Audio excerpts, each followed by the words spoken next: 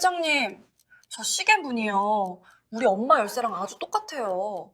면접장에서 들려온 이 가느다란 목소리에 한성그룹 한태석 회장의 세상은 멈춰버렸습니다. 30년 전 사랑하는 연인과 생이별하던 그날 10시 15분에 멈춘 은색 회중시계. 태석은 잃어버린 아내와 아이를 향한 죄책감에 스스로를 가둔 채 매일 아침 이 녹슨 시계를 닦으며 고독하게 견뎌왔습니다. 그런데 오늘 처음 보는 지원자가 엄마가 간직해온 은색 열쇠 이야기를 꺼낸 겁니다.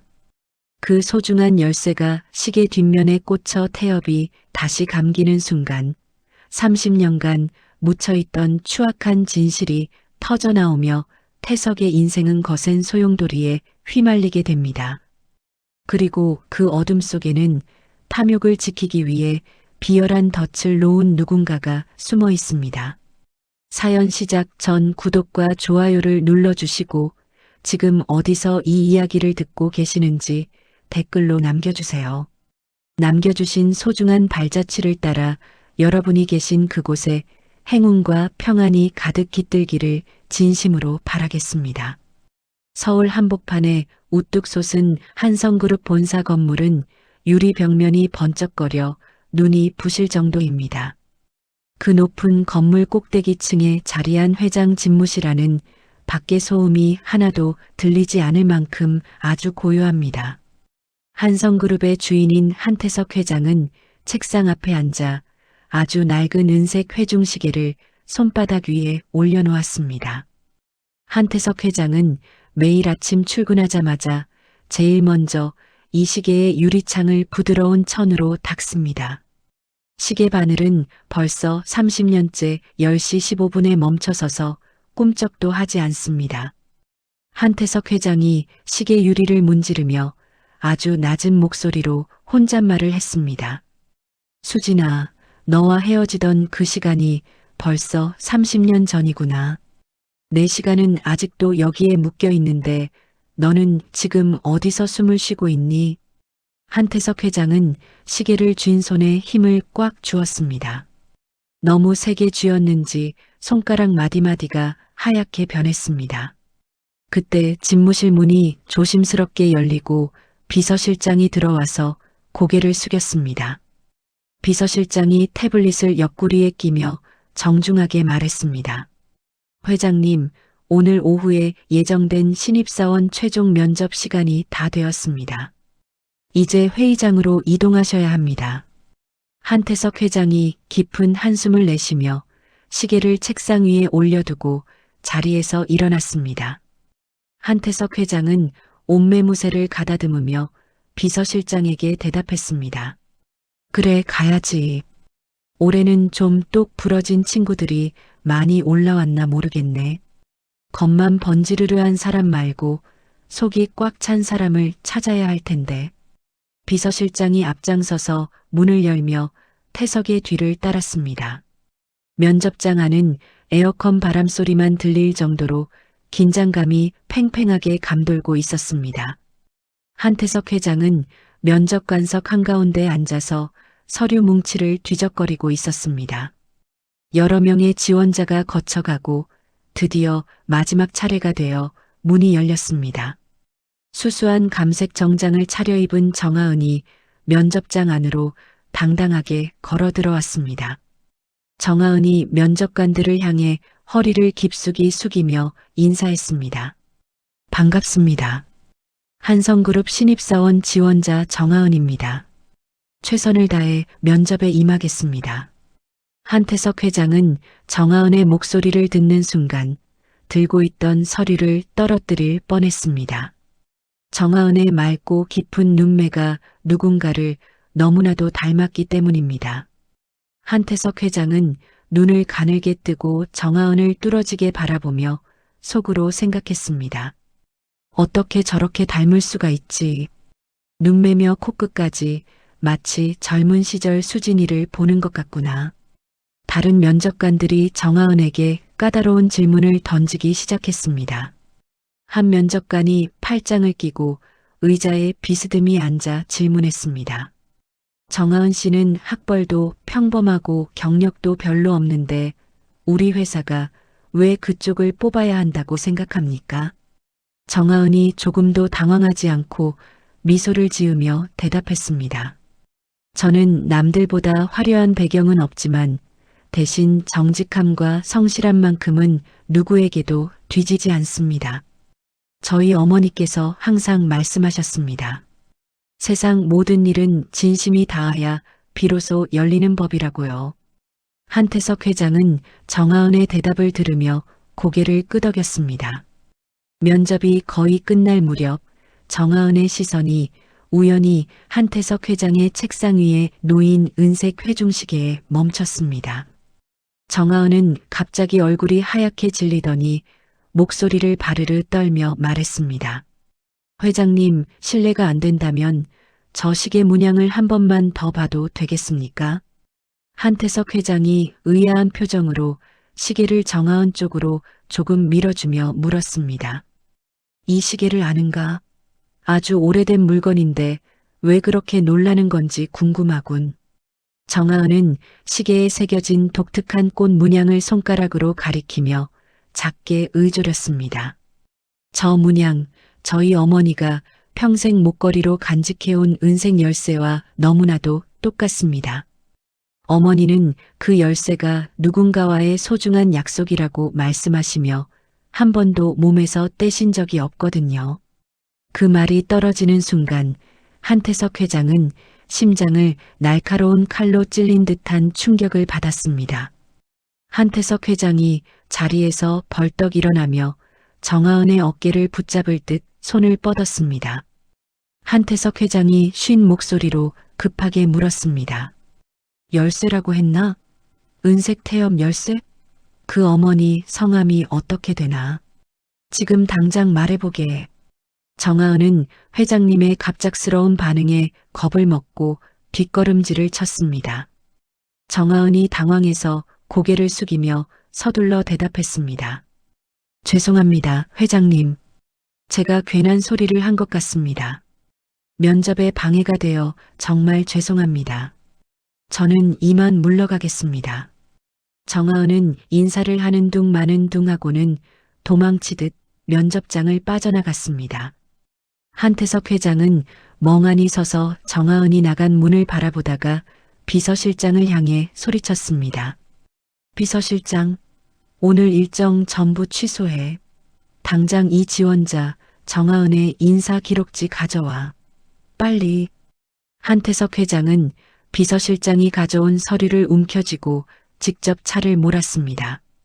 정하은의 주소지에 적힌 곳은 시내에서 한참 떨어진 가파른 산동네였습니다. 차 한 대가 겨우 지나갈 정도로 좁은 골목길을 한태석 회장은 거친 숨을 몰아쉬며 올랐습니다. 마침내 낡은 담벼락이 있는 작은 집 앞에 도착했습니다. 담벼락 아래에는 한 여인이 쪼그리고 앉아 대야에 담긴 나무를 다듬고 있었습니다. 여인은 빛바랜 앞치마를 두르고 머리를 수건으로 질질 동여맨 모습이었습니다. 한태석 회장은 멀리서 그 뒷모습을 보는 것만으로도 눈시울이 뜨거워졌습니다. 한태석 회장이 떨리는 목소리로 여인의 이름을 아주 작게 불렀습니다. 수진아. 이수진, 너 맞니? 나무를 다듬던 여인이 손을 멈추고 천천히 고개를 돌렸습니다. 여인은 바로 30년 전 한태석 회장이 그토록 찾아 헤매던 첫사랑 이수진이었습니다. 이수진은 한태석 회장을 발견하자마자 눈을 크게 뜨고 들고 있던 대야를 바닥에 떨어뜨렸습니다. 대야가 대리석 바닥에 부딪히며 쨍그랑 소리를 냈고 나물들이 사방으로 흩어졌습니다. 이수진은 사색이 되어 자리에서 일어나 뒷걸음질을 치며 소리쳤습니다. 당신이 여길 어떻게 알고 왔어? 아니야, 이건 꿈이야. 당장 나가. 우리 집에서 당장 나가라고. 이수진은 황급히 집 안으로 뛰어들어가 문을 걸어 잠갔습니다.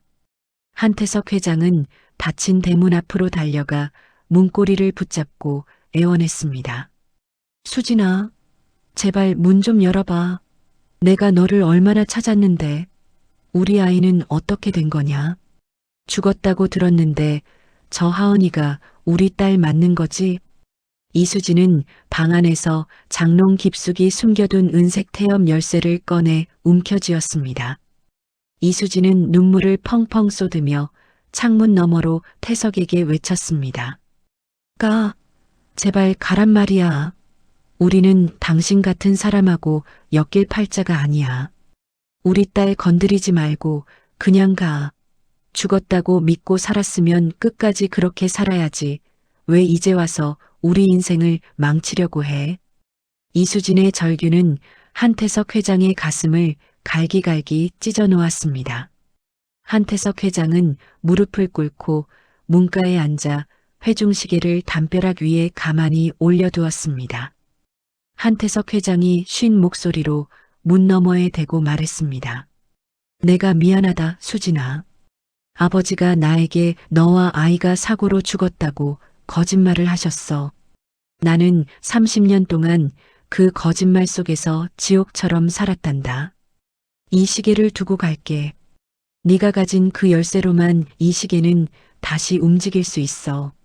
한태석 회장은 비틀거리는 걸음으로 골목을 내려갔습니다. 잠시 후 면접을 마치고 돌아온 정하은이 골목 어귀에서 무너져 내린 한태석 회장을 발견했습니다. 정하은은 멀리서 태석의 뒷모습을 보며 심장이 쿵쾅거리는 것을 느꼈습니다. 정하은이 집 앞에 도착했을 때 담벼락 위에 놓인 은색 회중시계가 달빛을 받아 반짝이고 있었습니다. 정하은은 시계를 집어들고 안으로 들어가 엄마 이수진을 불렀습니다. 엄마, 나왔어. 그런데 집 앞에 회장님이 계셨던 것 같아. 이 시계는 또 왜 여기 있는 거야? 이수진은 딸의 손에 들린 시계를 보는 순간 다리에 힘이 풀려 주저앉고 말았습니다. 이수진이 시계를 가슴에 품고 하염없이 눈물을 흘리며 생각했습니다. 결국 올 것이 왔구나. 30년을 도망쳤는데 운명의 수레바퀴가 다시 돌아가기 시작했어. 집안에는 시계 소리 대신 이수진의 흐느낌만 가득 찼습니다. 정하은은 엄마의 목에 걸린 은색 열쇠와 시계를 번갈아 보며 자신의 출생에 거대한 비밀이 숨겨져 있음을 직감했습니다. 차가운 밤바람이 산동네 낡은 지붕 위를 훑고 지나가며 앞으로 닥쳐올 것은 폭풍우를 예고하고 있었습니다. 정하은은 엄마를 꼭 껴안으며 결심했습니다. 무슨 일이 있어도 엄마를 지키고 이 비밀의 끝을 확인하겠다고 말입니다. 멈췄던 시계의 태엽이 다시 감기기 시작하는 길고도 잔인한 밤이 깊어가고 있었습니다. 한태석 회장이 떠난 뒤 산동네 작은 집에는 무거운 정적이 내려앉았습니다.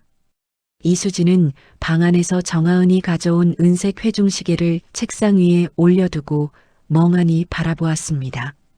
시계는 여전히 10시 15분에 멈춰 있었지만 이수진의 눈에는 그 시계가 마치 자신들을 집어삼킬 괴물처럼 보였습니다. 이수진은 가슴을 쥐어뜯으며 원망 섞인 목소리로 혼잣말을 했습니다. 왜 이제야 나타난 거야? 30년 동안 죽은 듯이 숨어 살았는데 왜 이 시계가 다시 내 눈앞에 나타나서 가슴을 갈기갈기 찢어 놓는 거냐고. 이수진은 장롱 깊숙한 곳에서 목걸이에 걸린 은색 태엽 열쇠를 꺼내 손바닥이 빨개지도록 꽉 움켜쥐었습니다. 이수진은 시계와 열쇠를 번갈아 보며 두려움에 몸을 떨었습니다. 이 시계가 다시 돌아가면 그 무서운 사람들이 또 우리 딸을 뺏으려 들 거야. 권력이니 재산이니 하는 것들이 우리 하은이 인생을 시커멓게 태워버릴 텐데 나는 그걸 못 본다. 절대로 못 봐. 이수진은 밤새 잠 한숨 자지 못하고 시계를 노려보며 공포와 싸워야 했습니다. 다음 날 아침 8시가 되자 산동네 골목에는 다시 차가운 엔진 소리가 들렸습니다. 한태석 회장은 어제보다 더 초췌한 얼굴로 다시 이수진의 집 대문 앞에 섰습니다. 밤새 내린 서리 때문인지 한태석 회장의 어깨 위로 하얀 김이 모락모락 피어올랐습니다. 한태석 회장은 대문에 손을 올렸다가 차마 두드리지 못하고 그저 가만히 서 있었습니다. 한태석 회장은 차가운 새벽 공기를 들이마시며 속으로 다짐했습니다. 수진아, 네가 마음을 열 때까지 나는 여기서 한 발자국도 움직이지 않을 거다. 내 거친 손마디가 내 탓인 것 같아서 가슴이 미어지는구나. 이제는 내가 너와 하은이를 지키는 울타리가 되어줄게. 그 시각 한성그룹 본사 전무실에서는 한상철 전무가 창밖을 보며 비열한 미소를 짓고 있었습니다.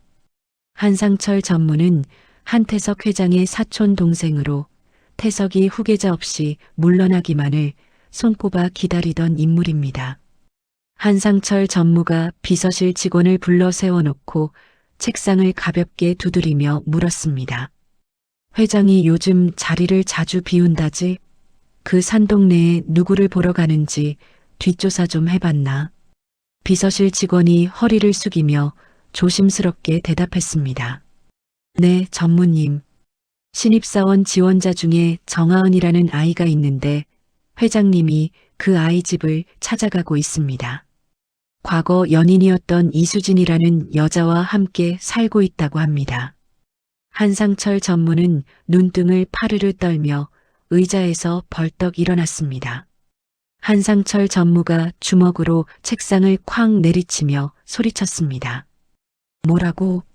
30년 전에 죽었다던 핏줄이 살아있다는 거야? 안 되지. 절대로 안 돼. 내 손안에 들어오려던 회장 자리가 그 계집애 때문에 날아가게 둘 순 없지. 한상철 전무는 핏발선 눈으로 비서에게 명령했습니다. 당장 소문내. 그 정하은이라는 애가 회장한테 꼬리쳐서 입사하려고 수작 부린다고. 아주 더러운 소문을 사방에 뿌리란 말이야. 첫 출근 날 아침 정하은은 화장대 앞에 앉아 옷매무새를 가다듬었습니다. 이수진은 그 모습을 보며 주방에서 그릇을 쨍그랑거리며 화를 냈습니다. 이수진이 앞치마를 집어던지며 정하은에게 쏘아붙였습니다. 너 정말 그 회사에 가겠다는 거냐? 그 집안 사람들이 어떤 사람들인지 알고 거길 기어들어가. 당장 그 옷 벗고 시장 일이나 도와. 정하은은 엄마의 손을 따뜻하게 잡으며 단호하게 말했습니다. 엄마, 나 이 기회 놓치고 싶지 않아. 나 실력으로 당당하게 들어갔잖아. 언제까지 우리가 이렇게 가난하게 숨어서 살아야 해? 내가 돈 많이 벌어서 엄마 고생 안 시키고 좋은 집에서 살게 해줄게. 나 믿어줘, 엄마. 이수진은 딸의 맑은 눈을 보며 차마 더는 반대하지 못하고 고개를 돌려 눈물을 훔쳤습니다. 정하은이 기획팀 사무실로 들어서자마자 싸늘한 공기가 느껴졌습니다. 이미 한상철 전무가 퍼뜨린 소문 때문에 동료들은 정하은을 벌레 보듯 쳐다보고 있었습니다. 한 여직원이 정하은의 발 앞에 커피를 쏟으며 비아냥거렸습니다. 어머, 미안해요. 백으로 들어온 공주님인 줄 몰랐네. 여기 바닥 좀 닦아줄래요? 아, 회장님 꼬시느라 바빠서 이런 일은 못하시려나. 정하은은 입술을 꽉 깨물고 아무 말 없이 휴지를 꺼내 바닥을 닦았습니다. 정하은이 바닥을 닦으며 대답했습니다. 실수하신 거니까 괜찮습니다. 앞으로 조심해 주세요. 저는 제 할 일 하러 온 사람입니다. 정하은은 밤늦게까지 사무실에 남아 산더미 같은 업무 서류를 하나하나 익혀 나갔습니다. 멀리서 이 모습을 지켜보던 한태석 회장은 비서실장에게 나직하게 지시했습니다. 하은이가 상처받지 않게 잘 지켜봐주게. 하지만 스스로 이겨낼 기회도 주어야 해. 저 아이는 내 딸이니까 충분히 해낼 수 있을 거야.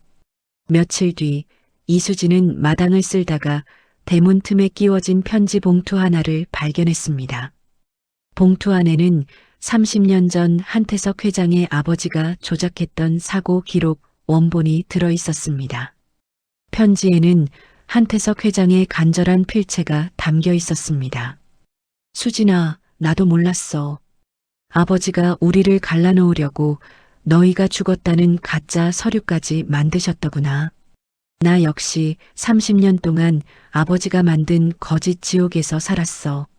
너를 버린 게 아니야. 제발 내 진심을 한 번만이라도 들여다봐줘.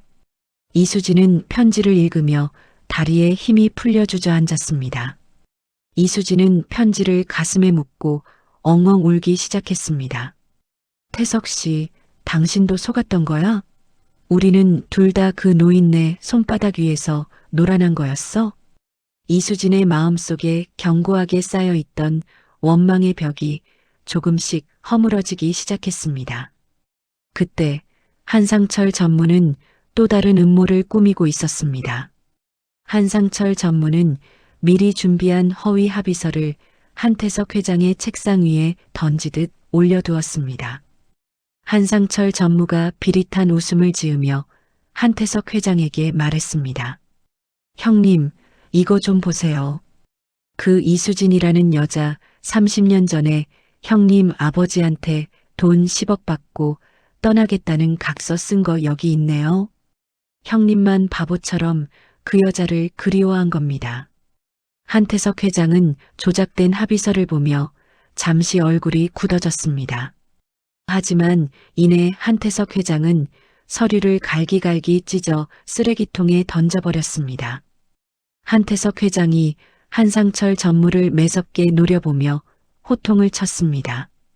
이런 조잡한 장난질로 나를 흔들 수 있을 것 같나? 내가 어제 본 수진이의 손은 돈 10억을 챙긴 여자의 손이 아니었어. 거칠고 갈라진 그 손마디가 내 심장에 박혀 있단 말이다. 한상철 전무는 당황해서 헛기침을 하며 집무실을 빠져나갔습니다. 퇴근하던 정하은은 우연히 비상계단에서 한상철 전무와 오 집사가 속닥거리는 소리를 들었습니다. 한상철 전무가 오 집사에게 은밀하게 명령했습니다. 그 정하은이라는 기집애 조만간 회사 기밀 서류 빼돌린 걸로 몰아서 산업 스파이로 만들어버려. 회장 자리 지키려면 그 방법뿐이야. 알겠나? 정하은은 그 소리를 듣고 온몸에 소름이 돋아 자리에 멈춰 섰습니다. 정하은은 떨리는 가슴을 진정시키며 서둘러 회사를 빠져나왔습니다. 지친 모습으로 집에 돌아온 정하은을 이수진이 현관 앞에서 맞이했습니다. 이수진은 딸의 파리한 얼굴을 보며 눈물을 흘리며 하은의 손을 잡았습니다. 이수진이 정하은의 손을 꼭 쥐며 다독였습니다. 하은아, 이 시계가 다시 돌아가면 예전처럼 평범하게 살 순 없을 거야. 하지만 엄마가 이제 도망치지 않을게. 네가 무너지지 않게 내가 끝까지 내 옆에 있을게. 정하은은 엄마의 품에 안겨 참았던 눈물을 터뜨렸습니다. 다음 날 아침 한태석 회장의 집무실로 이사회의 갑작스러운 소집 통보서가 전달되었습니다. 내용은 한태석 회장의 해임한 상정이었습니다. 한태석 회장은 책상 위에 놓인 은색 회중시계를 바라보며 주먹을 꽉 쥐었습니다. 한태석 회장이 비장한 목소리로 혼잣말을 했습니다. 한상철, 드디어 본색을 드러내는구나. 하지만 내 딸 하은이를 건드린 대가는 뼈저리게 치르게 해주마. 폭풍 전야의 고요함 속에 한성그룹 본사 건물에는 긴장감이 가득 찼습니다. 운명의 시계추는 이제 멈출 수 없는 속도로 파국을 향해 달려가고 있었습니다. 정하은은 자신의 자리에 앉아 다가올 위기를 직감하며 눈빛을 매섭게 빛냈습니다. 어둠이 짙게 깔린 밤, 세 사람의 운명은 각자의 자리에서 거대한 소용돌이를 맞이할 준비를 하고 있었습니다. 조작된 진실과 가려진 음모가 한데 뒤섞여 누구도 예상치 못한 내일을 향해 거침없이 흘러가고 있었습니다. 저 멀리 새벽의 여명이 밝아오고 있었지만 그 빛은 따뜻함보다는 차가운 칼날처럼 날카롭게 비치고 있었습니다. 가족이라는 이름으로 묶인 세 사람의 고통스러운 싸움이 이제 본격적으로 막을 올리려 하고 있었습니다. 정하은은 책상 위에 놓인 볼펜을 꽉 쥐었습니다. 그녀의 손등 위로 푸른 힘줄이 솟아올랐습니다. 한태석 회장은 창밖을 보며 결연한 표정을 지었습니다. 이수진은 장롱 속 열쇠를 다시 한번 확인하며 입술을 굳게 다물었습니다. 길고 긴 어둠의 시간이 지나고 마침내 진실의 빛이 드러날 순간이 다가오고 있었습니다. 모든 준비는 끝났습니다. 이제 주사위는 던져졌습니다. 폭풍의 눈 한가운데로 걸어 들어가는 세 사람의 발걸음이 무겁고도 당당하게 울려 퍼졌습니다. 그 발소리는 마치 30년 만에 다시 움직이려는 시계의 태엽 소리처럼 들려왔습니다. 운명은 이제 그들의 편이 되어줄 것인지 아니면 더 잔인한 시련을 안겨줄 것인지 알 수 없었습니다. 다만 분명한 것은 그 누구도 이 흐름을 멈출 수 없다는 사실뿐이었습니다. 햇살이 따갑게 내리쬐는 오후였지만 한성그룹 기획팀 사무실 안은 얼음장처럼 차가운 공기가 감돌고 있었습니다. 보안팀 직원 서너 명이 구둣발 소리를 요란하게 내며 정하은의 책상 앞으로 들이닥쳤습니다. 사무실 안의 모든 직원이 일손을 멈추고 정하은을 쳐다보며 수군거리기 시작했습니다. 보안팀 직원이 정하은의 컴퓨터 화면을 손가락으로 가리키며 굵직한 목소리로 말했습니다. 정하은 씨, 잠시 비켜주십시오. 지금 기획팀의 핵심 기술 파일이 이 컴퓨터에서 삭제된 뒤 외부로 전송된 기록이 발견되었습니다. 정하은은 사색이 되어 자리에서 벌떡 일어나 손을 내저었습니다. 정하은이 떨리는 목소리로 보안팀 직원에게 외쳤습니다. 그게 무슨 말씀이세요? 저는 그런 일을 한 적이 없습니다. 오늘 아침부터 계속 자료 정리만 했다고요. 이때 한상철 전무가 뒤에서 비열한 웃음을 지으며 천천히 걸어 나왔습니다. 한상철 전무가 정하은의 책상 서랍을 거칠게 열어젖히며 소리쳤습니다. 입만 열면 거짓말이구나. 자, 이사님들 똑똑히 보십시오. 이게 뭡니까? 한상철 전무가 서랍 깊숙한 곳에서 노란 봉투 하나를 꺼내 바닥에 던졌습니다. 봉투가 터지면서 빳빳한 5만 원권 돈뭉치와 낯선 회사 이름이 적힌 계약서가 쏟아져 나왔습니다. 지켜보던 직원들이 경악하며 입을 가렸고 한 여직원이 뒤에서 손가락질하며 속삭였습니다. 세상에 정말 돈 받고 회사 정보를 팔아넘긴 거야? 겉으로는 착한 척하더니 정말 무서운 사람이네. 한상철 전무가 정하은의 턱 밑까지 얼굴을 들이밀며 험악하게 말했습니다. 정하은 씨, 이 돈뭉치랑 계약서가 왜 당신 서랍에 들어있어? 당신 같은 산업 스파이는 우리 한성그룹에 있을 자격이 없어. 당장 짐 싸서 나가. 정하은은 눈물을 뚝뚝 흘리며 억울함을 호소했지만 그 누구도 정하은의 말을 들어주지 않았습니다.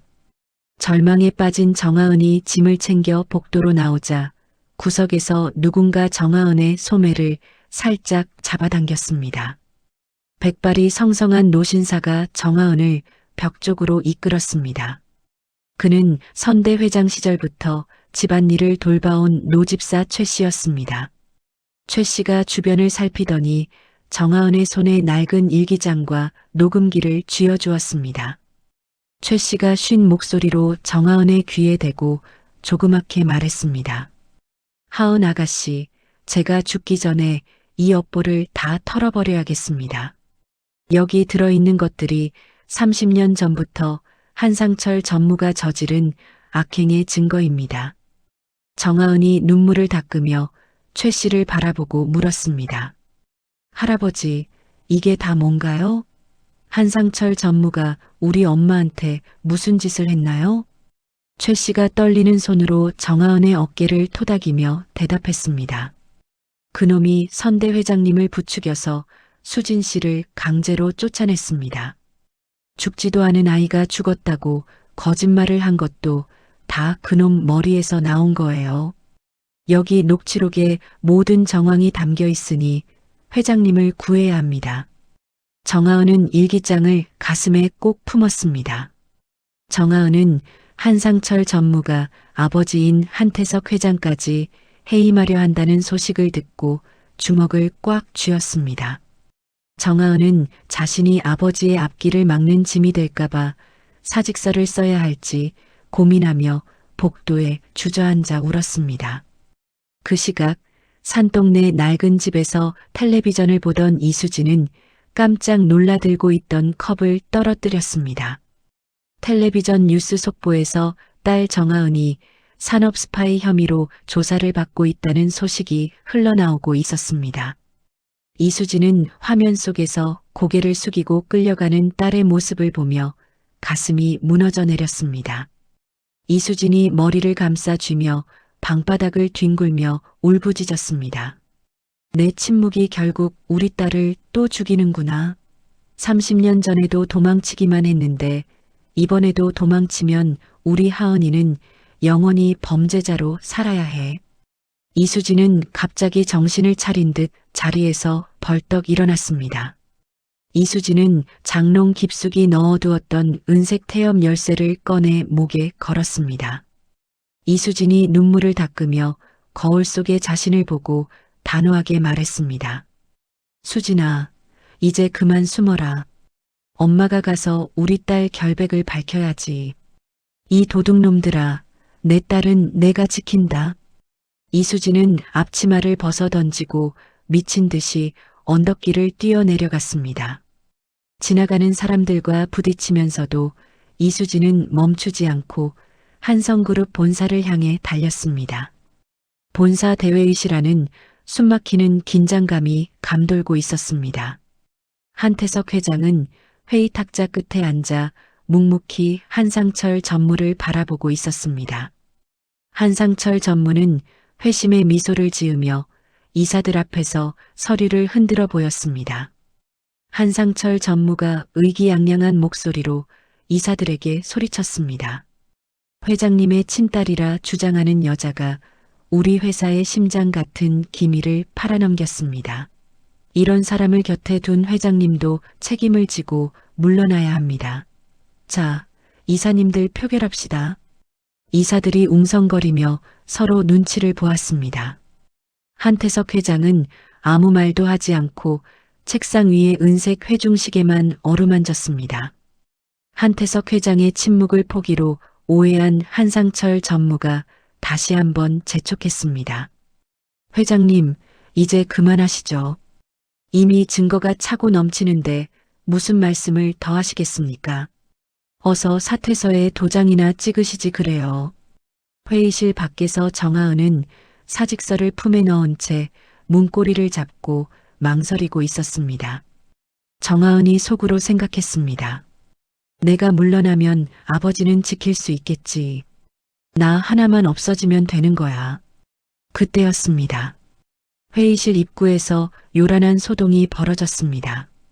이수진이 헝클어진 머리를 하고 숨을 헐떡이며 경비원들을 뚫고 나타났습니다. 경비원들이 이수진의 팔을 붙잡으며 밖으로 끌어내려 했습니다. 이수진이 경비원의 팔을 뿌리치며 복도가 떠나가라 소리를 질렀습니다.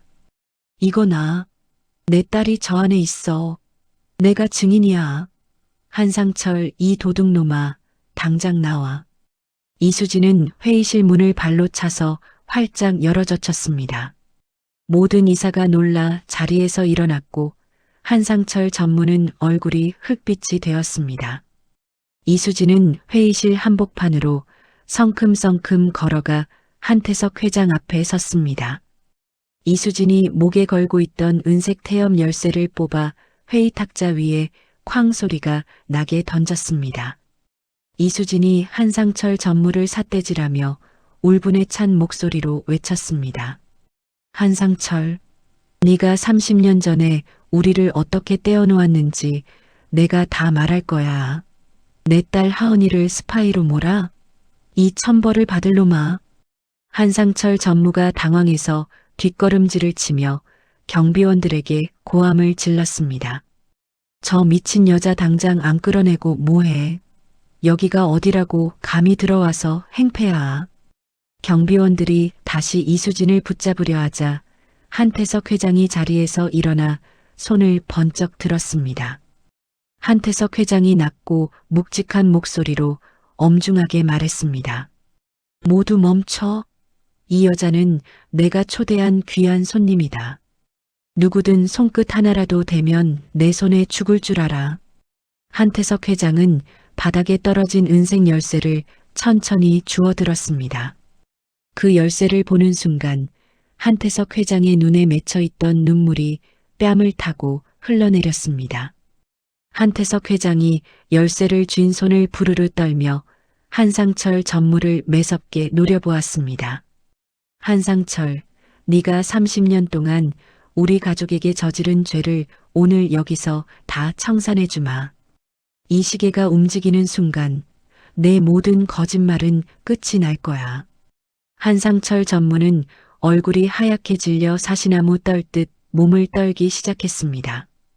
문 밖에 서 있던 정하은도 엄마의 목소리를 듣고 눈물을 닦으며 회의실 안으로 당당하게 걸어 들어왔습니다. 회의실 안은 찬물을 끼얹은 듯 고요해졌고 오직 이수진의 거친 숨소리만 가득 찼습니다. 진실을 향한 마지막 태엽이 감기기 시작하는 운명적인 순간이었습니다. 복수와 사랑이 뒤섞인 대결이 이제 막 시작되려 하고 있었습니다. 이사들은 이 기막힌 광경에 넋을 잃고 숨을 죽였습니다. 한태석 회장은 회중시계를 천천히 들어 올리며 결연한 표정을 지었습니다. 폭풍의 눈 한가운데 서 있는 세 사람의 모습 위로 차가운 형광등 불빛이 쏟아져 내렸습니다. 마침내 30년의 긴 침묵을 깰 시간이 다가오고 있었습니다. 한성그룹 본사 대회의실 안은 마치 시간이 멈춘 것처럼 정적이 감돌았습니다. 한태석 회장은 회의 탁자 위에 놓인 은색 태엽 열쇠를 천천히 손에 쥐었습니다. 한태석 회장의 손이 가늘게 떨리고 있었지만 눈빛만은 그 어느 때보다 날카롭게 빛났습니다. 한태석 회장이 탁자 중앙에 놓인 회중식의 뒷면 구멍에 열쇠를 조심스럽게 끼워 넣었습니다. 한태석 회장이 열쇠를 잡고 힘껏 돌리자 고요한 회의실 안에 기계가 맞물리는 소리가 울려 퍼졌습니다. 끼익 하는 쇳소리가 나더니 마침내 30년 동안 굳어있던 태엽이 단단하게 감겼습니다. 태엽을 끝까지 감고 손을 떼자 10시 15분에 멈춰있던 초침이 경쾌한 소리를 내며 움직이기 시작했습니다. 째깍 하는 소리가 회의실 안을 가득 채우자 이사들이 저마다 감탄사를 내뱉으며 몸을 앞으로 숙였습니다. 한태석 회장이 움직이는 시계를 한상철 전무의 코앞에 들이대며 매섭게 말했습니다. 보이나 한상철? 30년 전 네가 멈춰놓았던 우리 가족의 시간이 다시 흐르기 시작했어. 이제 네가 꾸민 그 유치한 연극은 끝났다. 한상철 전무는 얼굴이 하얗게 질려 뒷걸음질을 치며 소리를 질렀습니다. 형님, 그깟 시계 하나 돌아간다고 뭐가 달라집니까? 저 여자가 회사 기밀을 훔친 증거가 여기 이렇게 시퍼렇게 살아있는데. 한태석 회장이 비서실장을 향해 가볍게 고개를 끄덕였습니다. 비서실장이 대형 화면에 정하은의 컴퓨터 접속 기록을 띄우며 차분하게 설명했습니다. 지금 보고 계신 기록은 한상철 전무의 지시를 받은 보안 직원이 어젯밤 몰래 조작한 로그 기록입니다. 저희는 이미 진짜 기록을 확보했습니다. 화면이 바뀌더니 한상철 전무의 사무실에 있는 컴퓨터에서 정하은의 자리에 접속해 파일을 씹는 영상이 흘러나왔습니다. 지켜보던 이사들이 입을 쩍 벌리고 한상철 전무를 향해 비난의 눈초리를 보냈습니다. 한태석 회장이 탁자를 주먹으로 쾅 내리치며 호통을 쳤습니다. 한상철, 네가 감히 내 딸을 도둑으로 몰아? 내 눈앞에서 이런 비열한 짓을 저지르고도 네가 사람이야. 한상철 전무는 다리에 힘이 풀린 듯 자리에 주저앉아 헛소리를 늘어놓았습니다. 아니야, 저건 조작이야. 형님이 나를 몰아내려고 가짜 영상을 만든 거라고. 한태석 회장이 품 안에서 누렇게 빛바랜 서류 한 장을 꺼내 이사들 앞에 던졌습니다. 한태석 회장이 핏발선 눈으로 한상철 전무를 노려보며 말을 이어갔습니다. 이게 뭔지 아나? 30년 전 네가 위조했던 수진이와 하은이의 사망 진단서야. 내 놈이 내 아버지까지 속여서 우리 가족을 갈갈이 찢어 놓았어. 이사들이 서류를 돌려보며 혀를 찾고 회의실 분위기는 순식간에 한상철 전무를 규탄하는 자리가 되었습니다. 한태석 회장이 이번에는 두툼한 장부를 하나 더 꺼내 탁자 위에 올려놓았습니다. 이건 네가 지난 10년 동안 선대 회장님의 비자금을 몰래 빼돌린 비밀 장부다. 하은이가 산업 스파이가 아니라 내 놈이 바로 한성그룹의 피를 빨아먹은 거머리였어. 이수진은 옆에서 정하은의 손을 꽉 잡고 한상철 전무를 향해 침을 뱉듯 말했습니다. 한상철, 천벌이 무섭지도 않니? 내 놈 욕심 때문에 우리 하은이가 아비 얼굴도 모르고 그 고생을 하며 살았어. 오늘 그 죗값 똑똑히 치러라. 정하은도 눈물을 닦으며 한상철 전무를 똑바로 응시했습니다. 전무님, 저는 단 한 번도 남의 물건에 손을 댄 적이 없습니다. 전무님이 훔친 건 제 명예뿐만 아니라 우리 가족의 30년 세월입니다. 한상철 전무가 발악하며 수진을 향해 달려들려 하자 회의실 문이 벌컥 열리며 경찰 수사관들이 들이닥쳤습니다. 수사관들이 한상철 전무의 양팔을 거칠게 꺾어 잡으며 차갑게 말했습니다. 한상철 씨 횡령 및 업무 방해, 그리고 사문서 위조 혐의로 체포합니다. 묵비권을 행사할 수 있고 변호사를 선임할 권리가 있습니다. 한상철 전무는 수갑이 채워지는 순간에도 한태석 회장을 향해 악담을 퍼부었습니다. 한태석? 네가 이길 것 같아? 내가 여기서 나가기만 하면 너희 가족 전부 가만두지 않을 거야. 한태석 회장은 눈길 한 번 주지 않고 경찰들에게 손짓했습니다. 당장 끌어내. 이자의 흔적이 한성그룹의 단 한 톨도 남지 않게 철저히 조사해 주시오. 상철이 비명을 지르며 끌려나가자 회의실 안에는 무거운 정적 대신 안도의 한숨 소리가 퍼졌습니다. 상철에게 매수되었던 일부 이사들이 한태석 회장 앞에 무릎을 꿇으며 용서를 빌었습니다.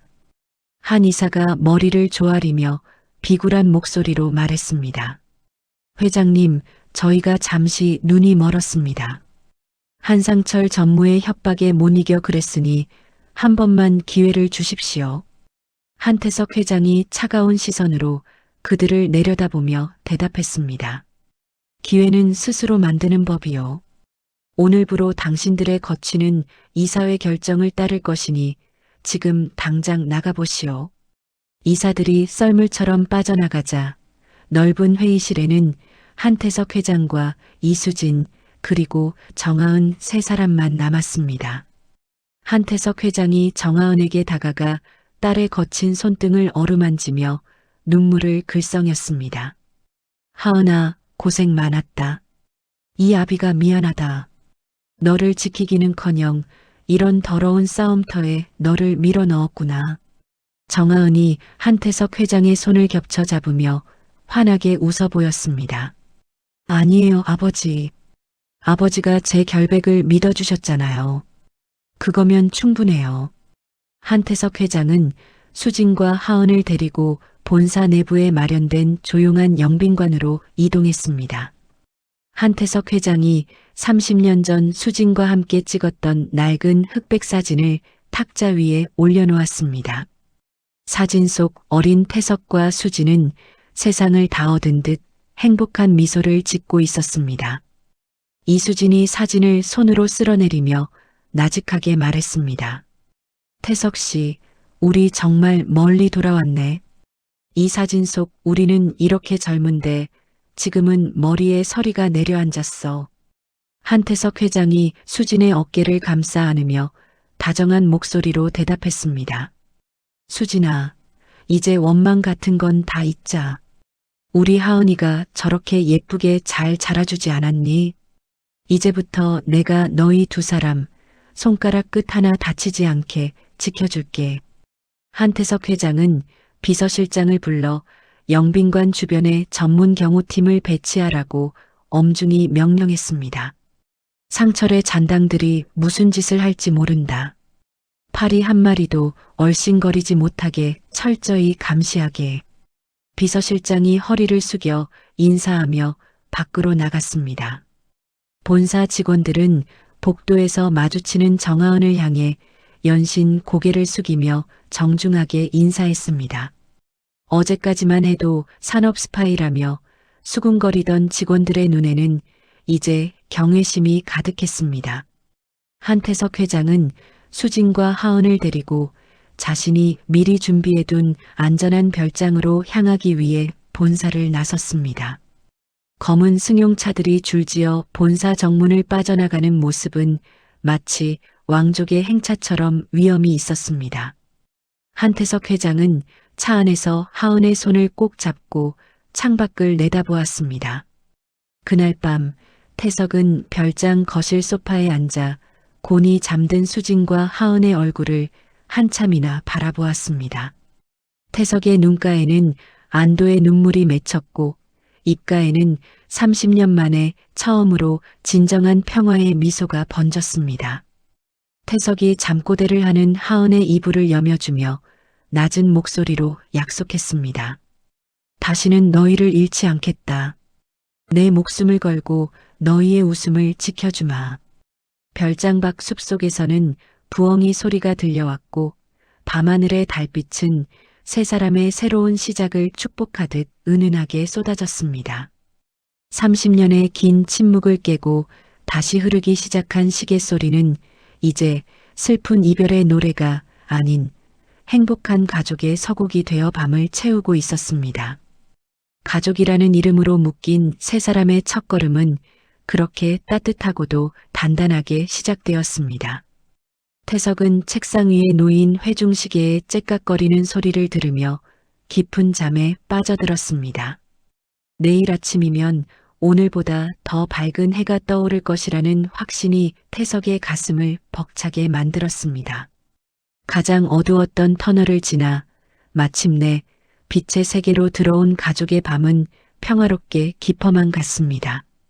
이사회 소동이 지나가고 일주일 뒤 세상의 소란을 뒤로한 채 숲속 깊은 곳에 자리한 고요한 별장에는 평화로운 공기가 감돌았습니다. 한태석 회장은 화려한 양복 대신 편안한 스웨터 차림으로 테라스에 앉아 모락모락 김이 피어오르는 찻잔을 손에 쥐었습니다. 한태석 회장이 찻잔을 내려놓으며 옆에 앉은 이수진을 향해 부드러운 목소리로 말했습니다. 수진아, 30년 만에 이렇게 너랑 마주 앉아 차를 마시니 이제야 숨이 좀 쉬어지는 것 같구나. 이 향기가 예전 우리가 처음 만났던 날 그 향기 같지 않니? 이수진이 찻잔을 매만지며 미소를 짓고 대답했습니다. 그러게요, 태석 씨. 그때는 우리가 이렇게 머리가 희끗해져서 다시 만날 줄은 꿈에도 몰랐어요. 참 길고도 험한 길을 돌아왔네요. 두 사람의 시선이 마주치자 30년의 세월이 눈 녹듯 사라지는 따뜻한 온기가 정원을 가득 채웠습니다. 별장 주방에서는 도마 소리가 경쾌하게 울려 퍼졌습니다. 정하은이 앞치마를 두르고 아버지와 어머니를 위해 정성껏 식사 준비를 하고 있었습니다. 정하은이 보글보글 끓는 된장찌개 국물을 떠서 맛을 보며 주방문 너머로 외쳤습니다. 아빠, 엄마, 조금만 기다리세요. 제가 세상에서 제일 맛있는 찌개 끓여드릴게요. 아빠는 이런 소박한 밥상 처음이시죠? 한태석 회장이 자리에서 일어나 주방으로 걸어 들어오며 허허 웃었습니다. 한태석 회장이 정하은의 머리를 가볍게 쓰다듬으며 대답했습니다. 세상에 우리 딸이 차려주는 밥상인데 진수성찬이 따로 있겠느냐. 내가 평생 먹은 비싼 요리들보다 훨씬 기대되는구나. 정하은이 국자를 휘저으며 수줍게 웃음을 터뜨렸습니다. 잠시 후 식탁 위에는 갓 지은 솥밥과 구수한 된장찌개, 그리고 몇 가지 나물 반찬이 정갈하게 차려졌습니다.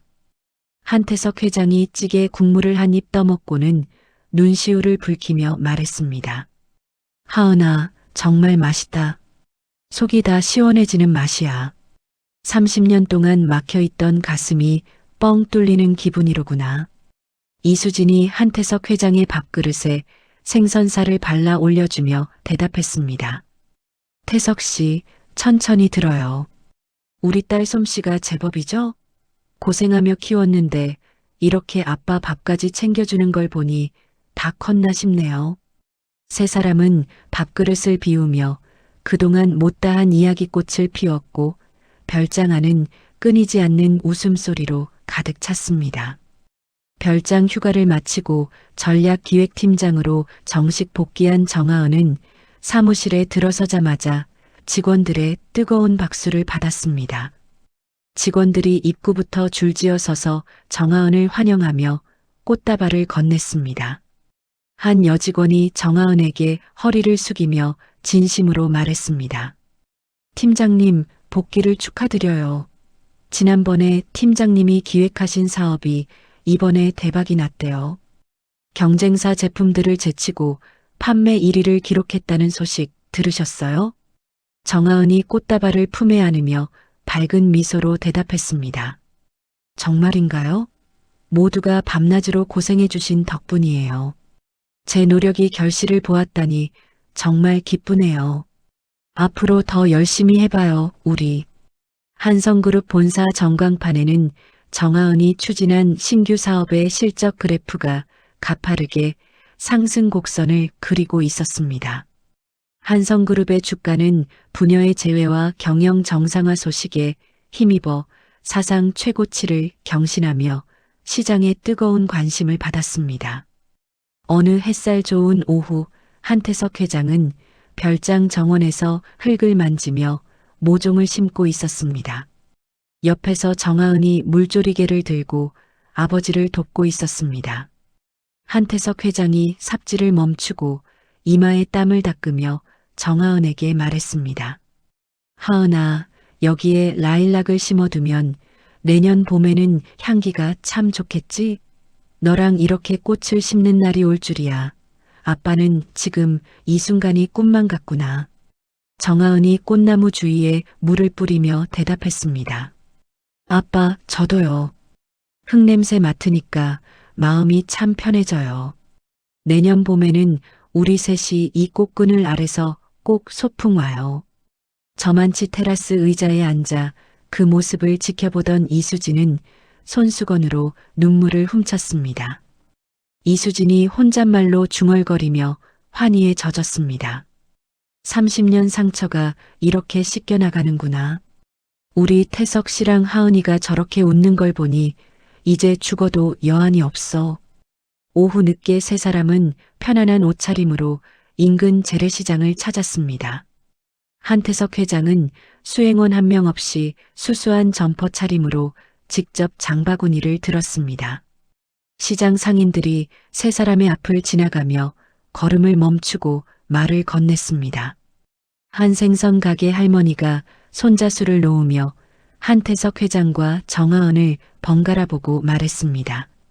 아이고, 여기 아저씨랑 아가씨가 붕어빵이네. 눈매가 어쩌면 저렇게 똑 닮았어. 누가 봐도 부녀 사이인 걸 알겠구먼. 한태석 회장이 너털 웃음을 지으며 하은의 어깨를 감싸 안고 대답했습니다. 할머니, 눈썰미가 보통이 아니시네요. 네, 제 딸입니다. 세상에서 제일 예쁘고 귀한 제 딸이에요. 정하은은 아버지의 팔짱을 꽉 끼며 시장 여기저기를 누볐습니다.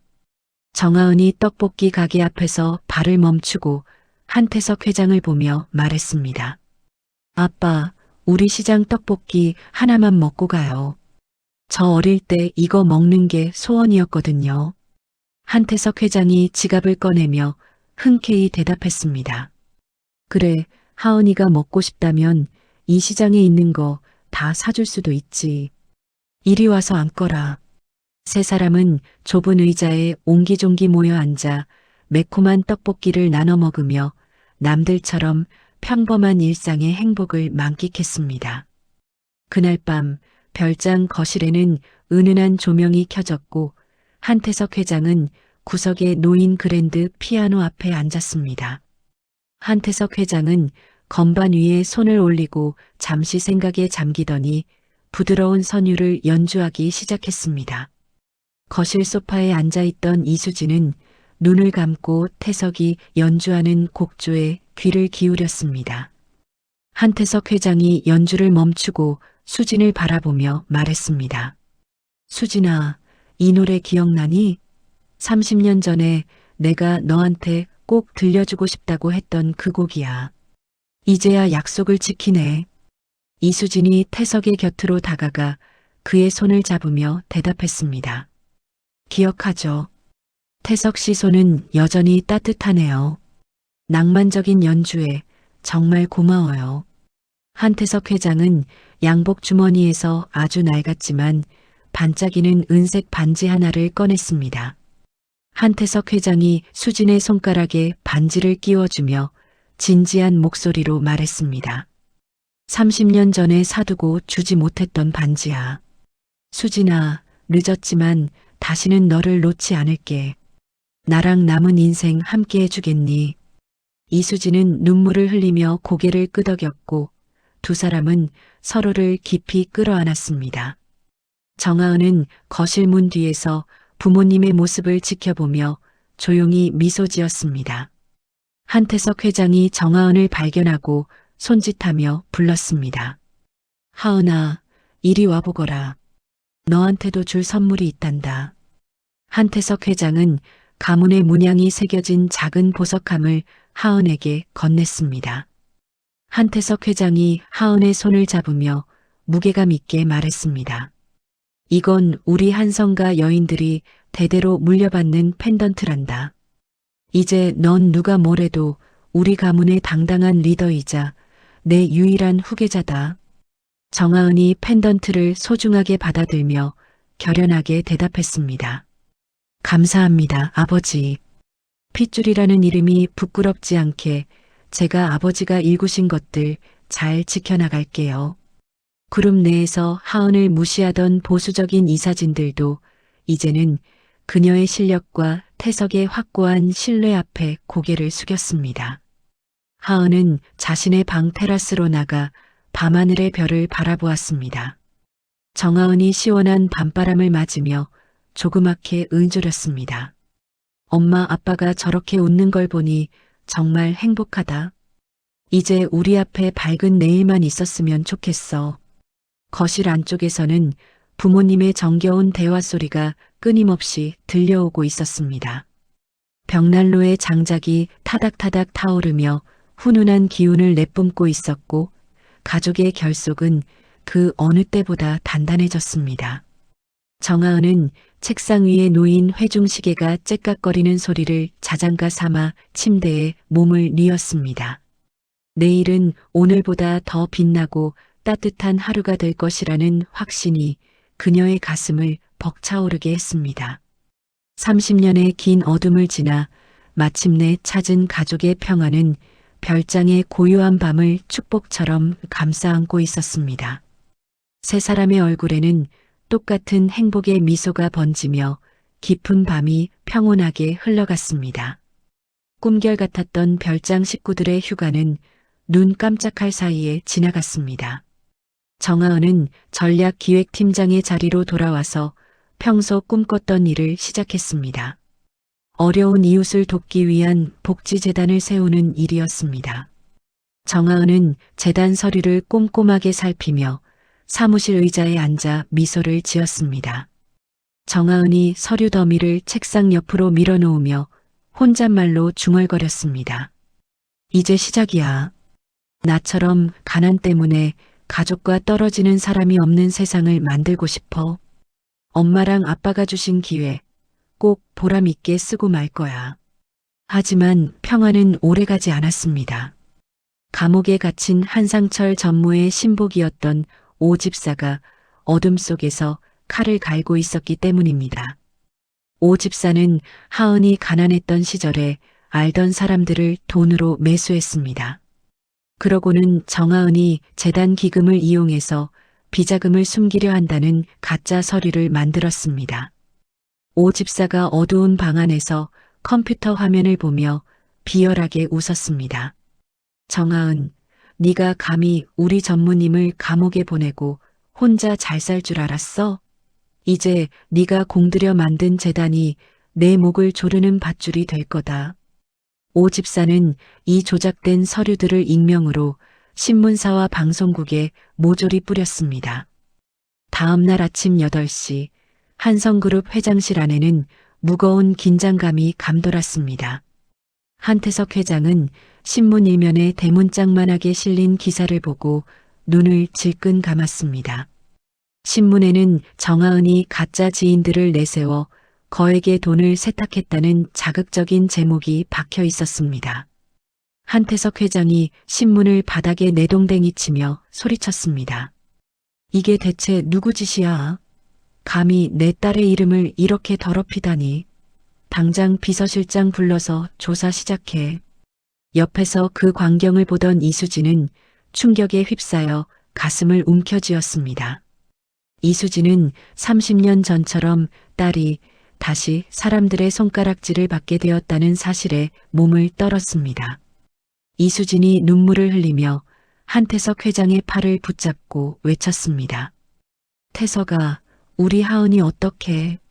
다시 그 지옥 같은 일이 시작되면 우리 딸 무너져서 못 일어나.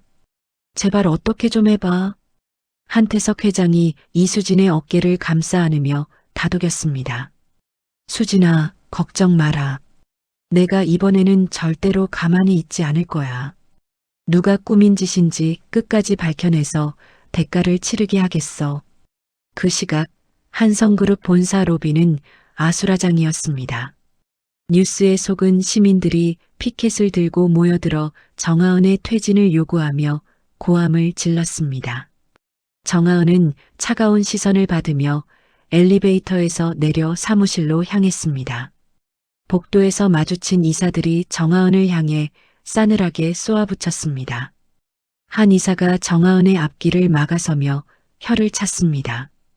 정 팀장, 회장님 얼굴에 먹칠을 해도 유분수지. 이게 무슨 망신입니까?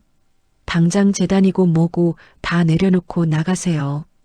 정하은은 입술을 꽉 깨물고 이사들을 향해 고개를 빳빳이 들었습니다. 정하은이 서류 가방을 꽉 쥐며 당당하게 대답했습니다. 이사님, 저는 떳떳합니다. 지금 나오는 기사들은 모두 조작된 겁니다. 제가 직접 제 결백을 증명할 테니 지켜봐 주십시오. 정하은이 사무실로 들어오자마자 휴대전화가 요란하게 울렸습니다. 모르는 번호로 온 전화를 받자 오 집사의 비열한 목소리가 들려왔습니다. 오 집사가 수화기 너머로 낄낄거리며 협박했습니다. 정 팀장님, 상황이 아주 안 좋네요. 지금이라도 늦지 않았어. 재단 포기하고 조용히 회사에서 사라지면 내가 이 제보들 싹 다 걷어줄게. 어때? 좋은 제안이지? 정하은은 분노로 손을 부르르 떨며 전화기를 쥔 손에 힘을 주었습니다. 정하은이 책상을 주먹으로 쾅 내리치며 외쳤습니다. 오 집사, 당신 짓이었구나. 당신 마음대로는 안 될 거야. 당신이 만든 그 가짜 종이 쪼가리들이 내 진심을 가릴 수 있을 것 같아? 당장 멈춰. 오 집사가 다시 코웃음을 치며 대꾸했습니다. 어디 마음대로 해보시지. 조만간 녹취록까지 터지면 내 아빠도 널 못 지켜줄걸? 전화가 뚝 끊기자 정하은은 자리에 주저앉아 거친 숨을 몰아쉬었습니다. 잠시 후 한태석 회장이 딸의 사무실로 급히 들어왔습니다. 한태석 회장은 딸의 창백한 얼굴을 보고 가슴이 미어지는 것 같았습니다. 한태석 회장이 정하은의 손을 잡으며 무거운 목소리로 말했습니다. 하은아, 아빠가 다 알아서 하겠다. 너는 그냥 집에 가 있어라. 법무팀 동원해서 오집사 그놈부터 잡아넣을 테니까. 하지만 정하은은 아버지의 손을 부드럽게 밀어내며 고개를 가로저었습니다. 정하은이 눈물을 닦고 아버지를 똑바로 바라보며 말했습니다. 아빠, 이번에는 제가 직접 할게요. 언제까지 아빠 등 뒤에 숨어 있을 수는 없잖아요. 제 명예고 제가 만든 재단이에요. 제가 스스로 제 결백을 밝혀야 사람들이 저를 진정한 한성가의 일원으로 인정해 줄 거예요.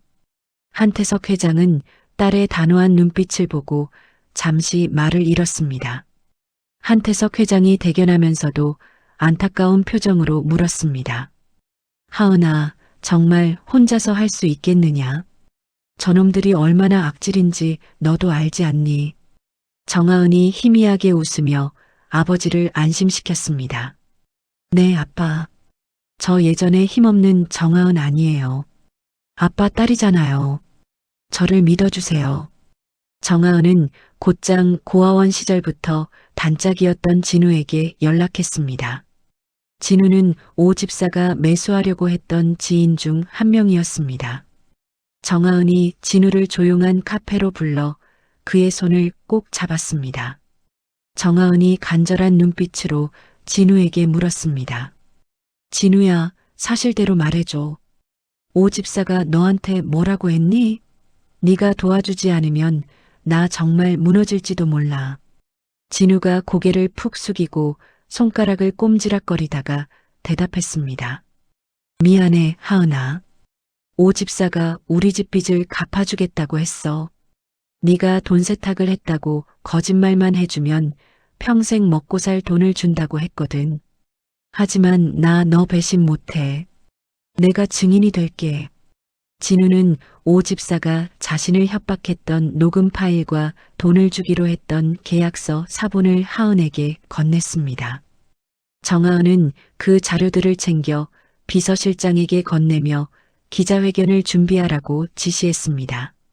다음 날 아침 본사 정문 앞에는 하은의 퇴진을 요구하는 집회가 절정에 달했습니다. 정하은은 집무실 창밖으로 시위대를 내려다보며 옷깃을 여몄습니다. 수진이 방으로 들어와 딸의 어깨를 감싸 안았습니다. 이수진이 딸의 머리카락을 넘겨주며 따뜻하게 말했습니다.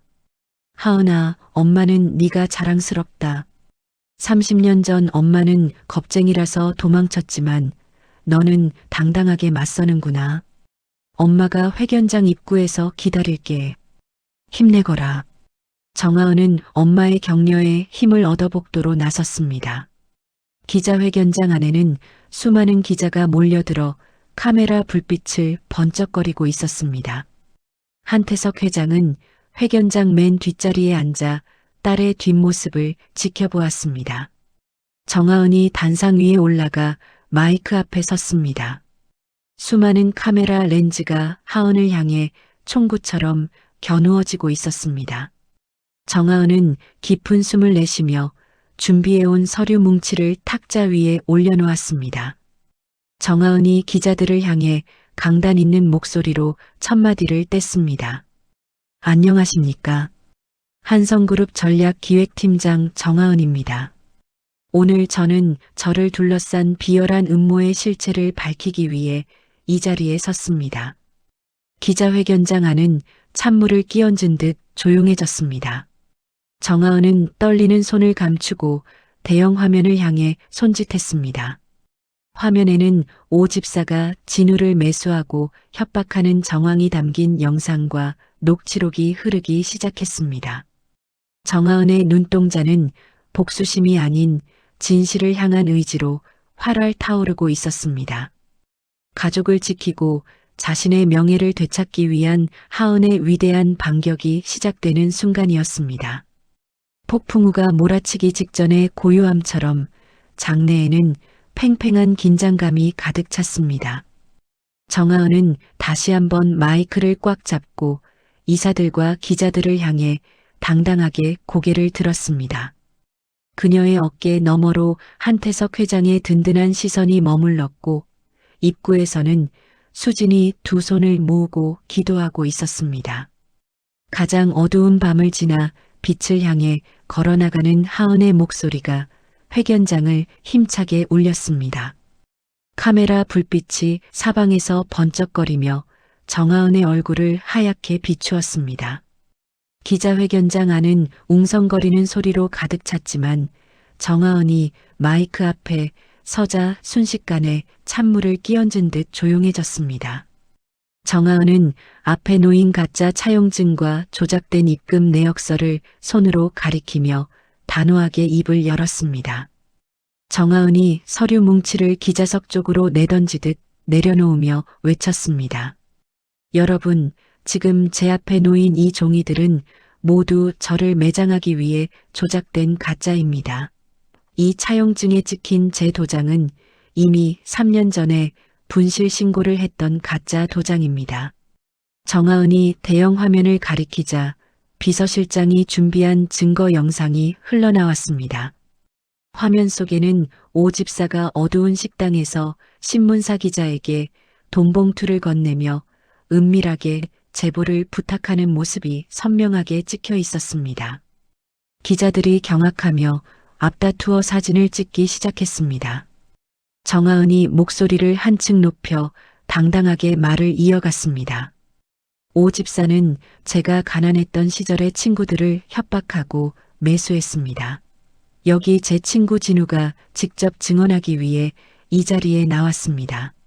문이 열리고 진우가 얼굴을 가리지 않은 채 당당하게 단상 위로 올라왔습니다. 진우가 마이크를 잡고 떨리는 목소리로 기자들을 향해 말했습니다. 저는 정하은 팀장의 고아원 동기 진우입니다. 오 집사는 저에게 하은이가 돈 세탁을 했다고 거짓말만 해주면 제 빚을 다 갚아주겠다고 협박했습니다. 여기 그놈이 저를 협박했던 녹음 파일이 다 들어있습니다. 진우가 녹음기를 높이 들어 올리자 기자회견장은 순식간에 아수라장이 되었습니다. 한 기자가 자리에서 일어나 정하은을 향해 큰 소리로 질문했습니다. 정 팀장님, 그렇다면 이 모든 배우의 감옥에 있는 한상철 전무가 있다는 말씀입니까? 정하은이 기자의 눈을 똑바로 응시하며 흔들림 없이 대답했습니다. 맞습니다. 한상철 전무는 오 집사를 통해 옥중에서도 제 명예를 더럽히고 우리 그룹을 흔들려 했습니다. 하지만 진실은 절대로 가릴 수 없는 법입니다. 회견장 맨 뒷자리에 앉아있던 한태석 회장은 딸의 모습을 보며 주먹을 꽉 쥐었습니다. 한태석 회장은 벅차오르는 감정을 억누르며 비서실장에게 나직하게 말했습니다. 보게나 비서실장, 우리 하은이가 저렇게 강한 아이였어.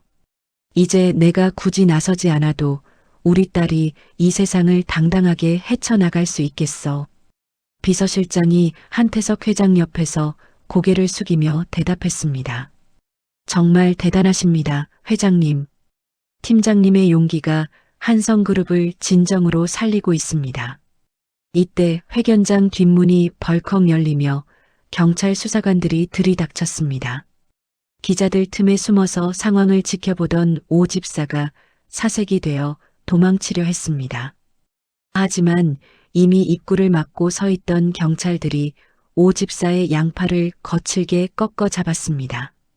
경찰관이 오 집사의 손목에 수갑을 채우며 엄중하게 소리쳤습니다. 오석구 씨, 허위사실 유포 및 업무 방해, 그리고 증인 협박 혐의로 긴급 체포합니다. 당신은 묵비권을 행사할 수 있습니다. 오 집사가 바닥에 주저앉아 발버둥을 치며 비명을 질렀습니다. 아니야. 나는 시키는 대로 했을 뿐이야. 한상철 전무가 다 시킨 거라고. 이거나. 오 집사가 비참하게 끌려나가는 모습이 카메라에 고스란히 담겼습니다. 기자회견이 끝나자마자 한성그룹의 주가는 다시 가파르게 상승하기 시작했습니다. 인터넷 게시판에는 정하은을 응원하는 글들이 수만 건씩 올라왔습니다. 위기를 기회로 바꾼 젊은 리더라는 찬사가 쏟아졌고 하은의 투명한 대처는 전 국민에게 큰 감동을 주었습니다. 정하은이 회견장 밖으로 나오자 입구에서 초조하게 기다리던 이수진이 달려와 딸을 꽉 껴안았습니다. 이수진이 딸의 어깨를 토닥이며 펑펑 울음을 터뜨렸습니다. 하은아, 내 새끼 하은아, 네가 엄마보다 훨씬 강하구나. 그 무서운 사람들 앞에서 어쩌면 그렇게 당당했니? 엄마가 너무 자랑스러워서 가슴이 다 떨린다. 정하은이 엄마의 등을 어루만지며 환하게 웃어 보였습니다. 엄마, 나 괜찮아. 아빠랑 엄마가 옆에 있는데 내가 왜 겁을 내겠어. 이제 다 끝났어, 엄마. 한태석 회장도 다가와 두 사람을 한꺼번에 가슴에 품었습니다. 한태석 회장이 딸의 이마에 가볍게 입을 맞추며 대견한 듯 말했습니다. 잘했다, 하은아. 정말 잘했어. 이제 너를 걱정할 필요가 없겠구나. 너는 한성그룹의 보석이자 내 목숨보다 소중한 딸이다. 그날 오후 한태석 회장은 본사 집무실에서 긴급 임원 회의를 소집했습니다. 회의실 안에는 한상철 전무의 편에 서서 하은을 괴롭혔던 잔당들이 고개를 푹 숙이고 있었습니다. 한태석 회장이 탁자를 주먹으로 쾅 내리치며 서늘한 목소리로 호령했습니다. 이번 일을 계기로 우리 그룹 안에 독버섯처럼 퍼져 있던 배신자들을 모조리 색출할 것이오. 오 집사와 내통했던 이사들은 오늘부로 해임하고 법적인 책임을 묻겠소.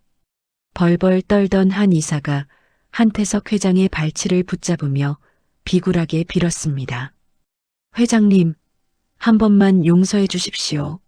저는 그저 한상철 전무가 시키는 대로 했을 뿐입니다. 한태석 회장이 그 이사의 손을 차갑게 뿌리치며 쏘아붙였습니다. 시키는 대로 하는 건 사람이 아니라 기계나 하는 짓이오. 당신 같은 사람에게 우리 직원의 미래를 맡길 수는 없소.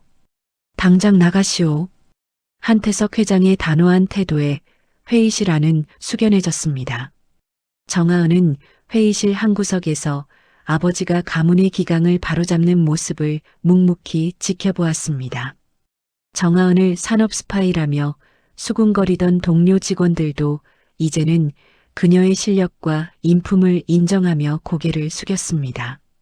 모든 의혹이 해소된 저녁, 세 사람은 다시 별장 거실에 모여 앉았습니다. 벽난로의 불길이 따뜻하게 타오르고 있었고 탁자 위에는 향긋한 차 두 잔과 과일이 놓여 있었습니다. 이수진이 사과를 깎아 한태석 회장의 입에 넣어주며 행복한 표정으로 말했습니다. 태석 씨, 이제 정말 평화가 온 것 같네요. 우리 하은이 누명도 벗고 그 나쁜 놈들도 다 잡혀갔으니 말이에요. 한태석 회장이 사과를 씹으며 흐뭇하게 웃었습니다. 그러게나 말이야. 하은이 덕분에 내 속이 다 시원해졌어. 이제 우리 새 식구 발 뻗고 잘 일만 남았네. 정하은이 두 사람의 손을 겹쳐 잡으며 애교 섞인 목소리로 대답했습니다. 아빠, 엄마, 이번 일을 겪으면서 느꼈어요. 우리 가족이 하나로 뭉치면 그 어떤 바람이 불어도 무너지지 않는다는 거요. 저 정말 행복해요. 한태석 회장은 딸의 손등을 토닥이며 깊은 안도의 숨을 내쉬었습니다. 밖에는 시원한 밤바람이 나뭇잎을 스치며 지나갔고 달빛은 별장 지붕 위를 은은하게 비추고 있었습니다. 저 멀리 교도소에 있는 한상철 전무는 오 집사의 자백 소식을 듣고 절망에 빠져 벽을 치며 울부짖고 있었지만 가족의 집안은 온통 따뜻한 기운으로 가득 찼습니다. 악인들의 연대는 비참한 최후를 맞이했고 진실을 지켜낸 사람들의 밤은 그렇게 축복처럼 깊어만 갔습니다. 정하은은 부모님의 얼굴을 번갈아 보며 마음속으로 다짐했습니다. 앞으로 어떤 시련이 와도 이 행복을 지키기 위해 더 강한 사람이 되겠다고 말입니다. 세 사람의 웃음소리가 별장 담장 넘어 숲속으로 멀리 퍼져나갔습니다. 한성그룹의 창립기념일 행사가 열리는 대연회장은 수많은 인파와 화려한 조명으로 가득 찼습니다. 입구부터 길게 늘어선 화환들이 꽃향기를 내뿜고 정장을 말끔하게 차려입은 정계와 재계의 인사들이 웅성거리며 자리를 채웠습니다. 한태석 회장은 단상 위에 올라가 마이크를 잡고 목소리를 가다듬었습니다. 한태석 회장이 옆에 선 정하은을 인자한 눈빛으로 바라보며 큰 소리로 말했습니다. 내빈 여러분, 오늘 이 자리를 빌려 제 인생에서 가장 소중한 사람을 정식으로 소개하려고 합니다. 제 딸 한성그룹의 진정한 후계자 한하은입니다. 장내에는 우레와 같은 박수 소리가 터져 나왔습니다. 한태석 회장이 정하은의 손을 꼭 잡으며 마이크를 넘겨주었습니다. 한태석 회장이 정하은의 귀에 대고 따뜻하게 속삭였습니다. 하은아, 이제 네가 하고 싶은 말을 마음껏 해보거라. 이 아빠는 네가 어떤 선택을 하든 끝까지 응원할 거다. 정하은은 수많은 카메라 불빛 앞에서도 당당하게 고개를 들었습니다. 정하은이 마이크를 고쳐 잡으며 차분하고 힘있는 목소리로 발표했습니다. 반갑습니다. 저는 오늘 이 자리에서 중대한 결정을 내리려고 합니다. 저는 그룹의 경영권 승계 대신 전문 경영인 체제를 제안합니다. 대신 저는 한성복지재단을 통해 가난 때문에 가족과 헤어지는 아픔이 없는 세상을 만드는데 제 평생을 바치겠습니다. 객석에서는 잠시 정적이 감돌더니 이내 더 큰 박수갈채가 쏟아졌습니다. 한태석 회장은 딸의 소신 있는 결정에 감격하여 고개를 끄덕이며 연신 박수를 쳤습니다. 객석 맨 앞줄에 앉아있던 이수진은 눈물을 닦으며 무대 위 부녀를 향해 가장 화사한 미소를 지어 보였습니다.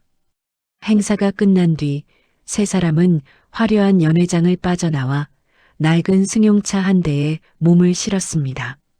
그들이 향한 곳은 30년 전 눈물로 헤어졌던 옛 산동네 골목이었습니다. 가파른 언덕길을 오르며 한태석 회장이 창밖을 내다보고 나직하게 말했습니다. 수진아, 하은아, 여기가 바로 우리가 아픔을 묻어두었던 곳이구나. 이제는 이곳이 슬픔이 아니라 우리 가족이 다시 시작된 사랑의 장소로 기억되었으면 좋겠다. 이수진이 옛집 담벼락을 손으로 쓸어내리며 대답했습니다. 맞아요, 태석 씨. 저 낡은 대문 앞에서 얼마나 많이 울었는지 몰라요. 하지만 이제는 하은이랑 당신이 옆에 있으니 하나도 슬프지 않네요. 정하은은 엄마와 아빠의 손을 양쪽에서 하나씩 붙잡으며 밝게 웃었습니다. 정하은이 담벼락 아래 핀 작은 들꽃을 가리키며 말했습니다. 엄마, 저 꽃 좀 보세요. 척박한 땅에서도 저렇게 예쁘게 피었잖아요. 우리 가족도 저 꽃처럼 어떤 시련이 와도 다시 피어난 거예요. 정말 행복해요. 세 사람은 옛 동네를 한 바퀴 돌며 가슴속에 맺혀있던 응어리들을 깨끗이 씻어냈습니다. 저녁 무렵 저택으로 돌아온 한태석 회장은 거실 한가운데에 놓인 은색 회중시계를 물끄러미 바라보았습니다. 한태석 회장이 집무실 금고에서 시계를 꺼내 탁자 위에 올려두고 이수진을 불렀습니다. 한태석 회장이 시계를 손바닥 위에 올리고 엄숙한 표정으로 말했습니다. 수진아, 이제 정말로 멈췄던 우리 시간을 영원히 흐르게 해야지. 네가 가진 그 열쇠를 이리 주겠니? 이수진은 목에 걸고 있던 은색 태엽 열쇠를 조심스럽게 풀어 한태석 회장의 손바닥 위에 올려주었습니다. 이수진이 남편의 눈을 똑바로 응시하며 떨리는 목소리로 대답했습니다. 태석 씨, 이제 다시는 이 시계가 멈추지 않았으면 좋겠어요. 우리 사랑도 우리 가족의 시간도 이 시계처럼 계속 흘러가게 해주세요. 한태석 회장은 시계 뒷면에 열쇠를 꽂고 온 힘을 다해 태엽을 감았습니다. 끼익 소리를 내며 태엽이 꽉 조여지자 30년의 정적을 깨고 시계가 힘차게 돌아가기 시작했습니다. 정하은이 옆에서 시계 소리에 귀를 기울이며 환하게 미소 지었습니다. 정하은이 시계의 규칙적인 리듬을 따라 고개를 끄덕이며 말했습니다. 아빠, 시계 소리가 꼭 우리 식구 심장 소리 같아요. 째깍째깍 소리가 들릴 때마다 우리 가족이 더 단단해지는 기분이에요. 이제 내일은 더 좋은 일만 생길 것 같아요. 한태석 회장은 약속대로 회장직에서 은퇴하여 전문 경영인에게 자리를 넘겨주었습니다. 한성그룹은 투명한 경영으로 사람들에게 신뢰받는 기업으로 거듭났습니다. 한태석 회장은 매일 아침 수진과 함께 정원을 산책하며 소박한 여생을 보냈습니다. 한태석 회장이 정원에 핀 라일락 꽃잎을 따서 수진의 머리에 꽂아주며 다정하게 물었습니다. 혜수가, 아니 수진아, 오늘 날씨가 참 좋지? 우리 하은이가 만든 재단에서 오늘 아이들 급식 봉사가 있다는데 같이 가볼까? 이수진이 꽃을 만지며 행복한 표정으로 대답했습니다. 그럼요, 태석 씨. 우리 딸이 좋은 일 하는데 아빠랑 엄마가 빠지면 안 되죠. 어서 준비해서 나가요. 아이들이 기다리겠어요. 정하은은 재단을 통해 가난한 아이들을 돌보며 자신의 삶을 헌신했습니다. 정하은이 급식소에서 아이들에게 밥을 퍼주며 다정하게 말을 걸었습니다. 얘들아, 밥 많이 먹고 건강하게 자라야 한다. 선생님이 항상 너희 곁에 있을게. 힘들 때는 언제든 이 재단을 찾아오렴. 아이들이 정하은의 옷자락을 붙잡으며 밝게 웃었습니다. 한상철 전무는 감옥 독방에서 뒤늦은 후회의 눈물을 흘렸지만 그를 찾아오는 사람은 아무도 없었습니다. 그의 모든 재산은 법에 의해 몰수되어 하은이 운영하는 복지재단으로 기부되었습니다. 노을이 붉게 물든 저택의 거실에는 다시 웃음꽃이 피어났습니다. 벽면의 큰 시계는 단 한 번의 멈춤도 없이 정직하게 시간을 기록하고 있었습니다. 세 사람은 거실 소파에 나란히 모여 앉아 따뜻한 차 한 잔을 나누었습니다. 한태석 회장이 아내와 딸의 손을 겹쳐 잡으며 감동적인 목소리로 마무리했습니다. 고맙다, 수진아. 고맙다, 하은아. 30년의 긴 겨울을 지나 우리 가족에게 이런 찬란한 봄날을 선물해줘서 정말 고맙구나. 이제 우리는 영원히 헤어지지 않을 거야. 이수진이 한태석 회장의 어깨에 머리를 기대며 속삭였습니다.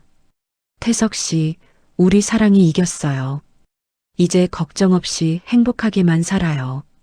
정하은은 부모님의 손을 꼭 쥐며 밤하늘의 밝은 달을 바라보았습니다. 정하은의 눈동자에는 과거의 상처 대신 미래를 향한 희망의 빛이 가득 차 있었습니다. 저택 정원에는 라일락 향기가 바람을 타고 구석구석 퍼져나갔습니다. 30년 전 멈췄던 가족의 시간은 이제 사랑의 힘으로 다시 쓰이며 영원히 멈추지 않을 행복의 선율로 울려 퍼졌습니다. 세 사람의 맞잡은 손 위로 시계의 규칙적인 리듬이 축복처럼 내렸습니다. 길었던 이별의 끝은 그렇게 따뜻하고도 아름다운 완성으로 마침표를 찍었습니다. 모든 어둠이 물러가고 가족의 밤은 그 어느 때보다 찬란하고 평온하게 깊어갔습니다. 30년이라는 긴 세월을 돌고 돌아 마침내 서로의 손을 꼭 맞잡은 세 사람의 모습이 가슴 벅찬 감동으로 다가옵니다. 멈췄던 시계가 다시 힘차게 돌아가듯 아무리 깊은 어둠과 시련이 찾아와도 진실한 사랑은 결코 사라지지 않는다는 것을 우리는 오늘 다시 한번 확인했습니다. 부모님과 자식 사이에 흐르는 뜨거운 핏줄의 이끌림, 그리고 그 어떤 권력 앞에서도 당당했던 딸의 용기가 모여 이 기적 같은 행복을 만들어냈습니다. 여러분의 가슴 속에도 오늘 이 가족이 전해준 따뜻한 온기가 오랫동안 머물기를 바랍니다. 오늘의 사연이 마음에 작은 울림을 주셨나요? 그렇다면 앞으로도 여러분 곁에서 잔잔한 위로가 되어드릴 이야기들을 계속 만날 수 있게 구독과 좋아요를 꾹 눌러주세요. 여러분이 댓글로 남겨주시는 응원의 말씀은 사연의 주인공에게 무엇보다 큰 선물이 됩니다. 따뜻한 마음 함께 나눠주시면 감사하겠습니다. 당신의 오늘은 어제보다 더 빛나기를 응원합니다. 함께 해주셔서 고맙습니다. 사연 한 그릇이었습니다.